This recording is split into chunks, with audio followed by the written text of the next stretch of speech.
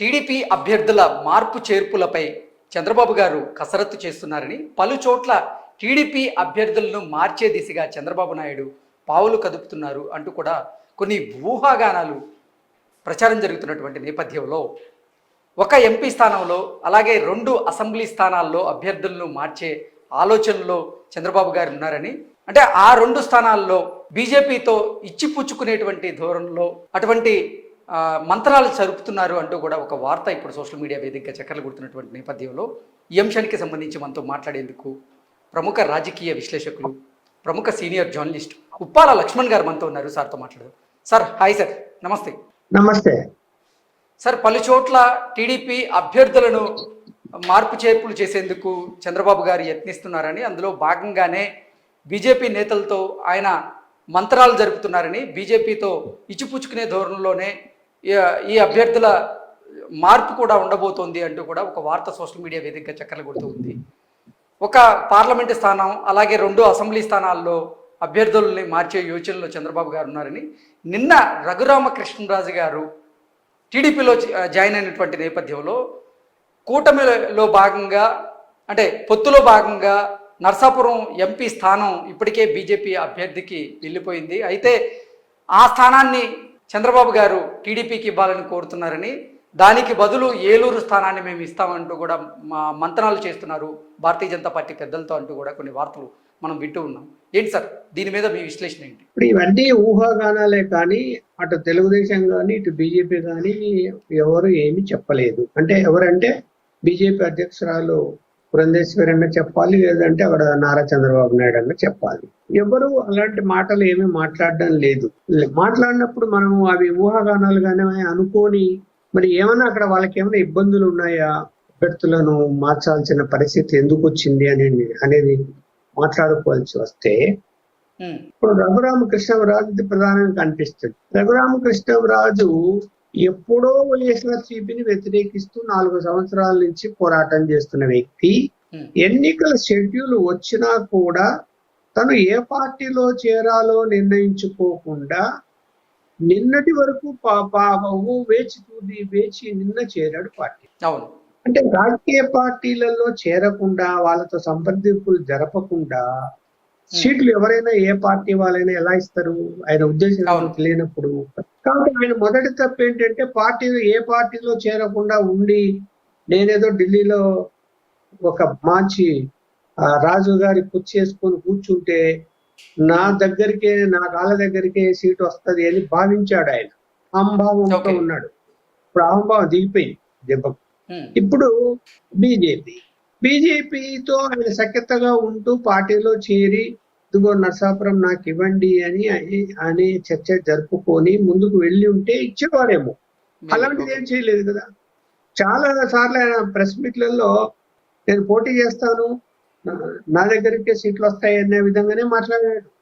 ఎవరు జెండా సభలో కూడా ఆయన స్పష్టంగా కూటమి అభ్యర్థిగా నర్సాపురం నుంచి నేనే పోటీ చేయబోతున్నా అంటూ కూడా చంద్రబాబు గారు అలాగే పవన్ కళ్యాణ్ గారి సమక్షంలోనే చెప్పారు. ఆయన ఎట్లా చెప్తాడు? అట్లా ఏ పార్టీలో చేరకుండా తనకై తను డిక్టేట్ చేస్తే దాన్ని ఎవరు అంగీకరించారండి? బయటకు చెప్పకపోవచ్చు, నువ్వు ఇలా చెప్తున్నావు తప్పని అనకపోవచ్చు, కానీ అంతర్గతంగా ఆలోచిస్తారు కదా. ఇలా అహంభావంతో ఉంటే రేపొద్దున మన పార్టీలో చేరినా కూడా ఏకుమేకై కూర్చుంటాడని. అందువలన అతనికి డ్యామేజ్ అయిపోయింది. ఇప్పుడు చూడండి, అక్కడ బీజేపీ వాళ్ళు వర్మకు ఎవరికైతే సీట్ ఇచ్చారో పార్లమెంట్ సీటు, ఆయన పార్టీ కార్యకర్త, సిద్ధాంతాలు నమ్మినోడు, పని చేస్తున్నటువంటి వ్యక్తి. ఇచ్చిన 6 పార్లమెంటు స్థానాల్లో పక్కా బీజేపీ ఎవరైనా ఉన్నారంటే ఆ వర్మనే. మిగతా వాళ్ళందరూ వేరే పార్టీ నుంచి వచ్చిన వాళ్ళు 5. మరి అట్లాంటిది బీజేపీ ఈరోజు దాన్ని కూడా వేరే పార్టీ వదులుకొని ఇంకా వేరే స్థానం తీసుకోవాలి అని ఎందుకు అనుకుంటుంది? ఇప్పుడు రఘురామకృష్ణరాజు నిజంగా చిత్తశుద్ధి ఉంటే తెలుగుదేశంలో చేరావు, వర్మ గారి చేయి పట్టుకొని నేను గెలిపిస్తాను ఈ పార్లమెంటు అని చెప్పి తిరుగుమను. చంద్రబాబు నాయుడు గారు ఫ్యూచర్ ఏం చూపిస్తాడు. ఏమి రాజ్యసభ సీట్ ఇవ్వలేడు, రేపొద్దున అనుకుంటే ఇవ్వచ్చు. ఒకవేళ అధికారంలోకి వస్తే తెలుగుదేశము రాజ్యసభ సీట్ ఇవ్వచ్చు కదా. మరి ఆయన మీరు అంతగా అభిమానిస్తుంటే ఎందుకు ఇవ్వకూడదు? ఇప్పుడు బీజేపీకి ట్రబుల్ పెట్టాల్సిన అవసరం ఏముంది? ఇక్కడ ఆయన కోసం మీరు ఈ సీట్ ఖాళీ చేయండి, ఇప్పుడు అక్కడ ఇద్దాం ఏలూరు అంటే, ఏలూరులో నిర్ణయం తీసుకున్నారు. ఆయన ఏలూరు అభ్యర్థి ప్రచారం చేసుకుంటాడు. సరే, అక్కడ బీజేపీ అభ్యర్థి కూడా చౌదరి కూడా ఆయన కూడా ఆశించాడు. ఆయన 2 సంవత్సరాల నుంచి పార్లమెంట్ పరిధిలో పనిచేస్తున్నాడు. తనకు సీట్ వస్తుంది నమ్మాడు, ఆయనకు రాలేదు. జీవీఎల్ నరసింహారావు విశాఖపట్నం సీట్ వస్తుందని 3 సంవత్సరాల నుంచి పనిచేశాడు, విశాఖపట్నంలో రాలేదు. అవును.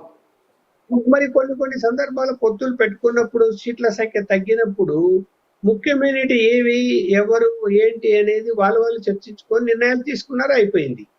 ఇప్పుడు నిర్ణయం మార్చాలి అంటే ఇప్పుడు ఏది ఏమైనా గెలిపే ధ్యేయం కదా అన్ని పార్టీలకు. అవును. బీజేపీకి 35 సీట్లు తీసుకుంటారా? ఆలోచిస్తుంది. తీసుకోవాలని ఎందుకు ఆలోచిస్తుంది?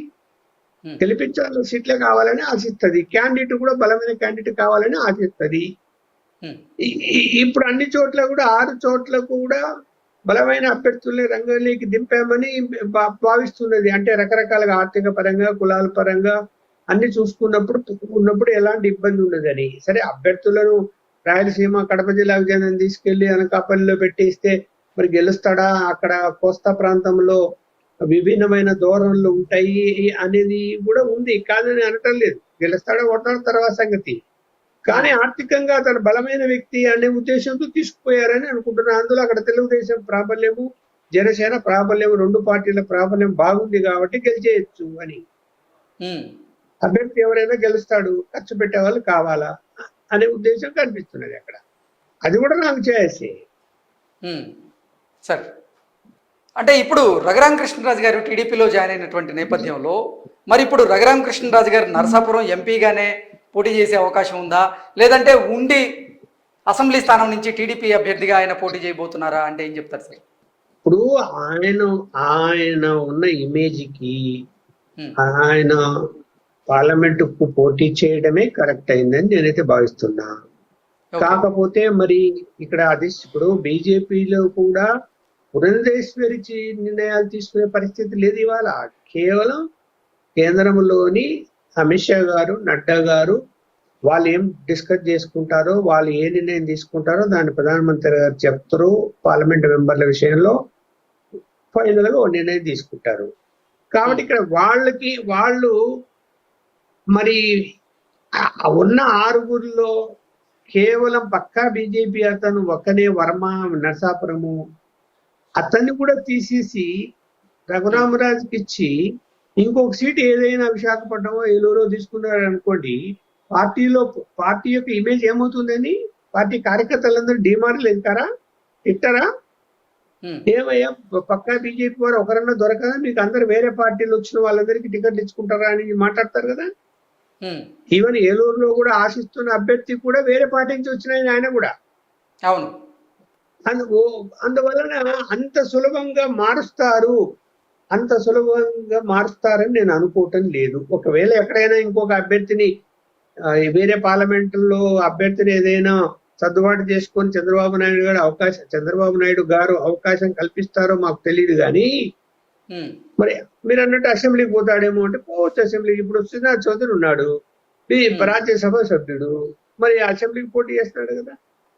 మరి అతను కూడా ఎక్కడైనా అసెంబ్లీకి పోటీ చేస్తే రాష్ట్ర యొక్క పరిస్థితుల్లో ఇన్వాల్వ్ అయిపోయి రేపొద్దున గెలిస్తే గవర్నమెంట్ వస్తే కీ రోల్ పోషించవచ్చు, తప్ప కూడా ఏం లేదు. ఎందుకంటే రాష్ట్ర అభివృద్ధి కోసం పని చేయాల్సినటువంటి వాళ్ళు లీడర్లు కావాలి ఇవాళ. ఎందుకు రాష్ట్రం నష్టాల్లో ఉంది కాబట్టి ఆయన ఆ సర్వీసు రాష్ట్రానికి కేటాయించచ్చు. కేంద్రంతో పనే ఉంది. ఓకే.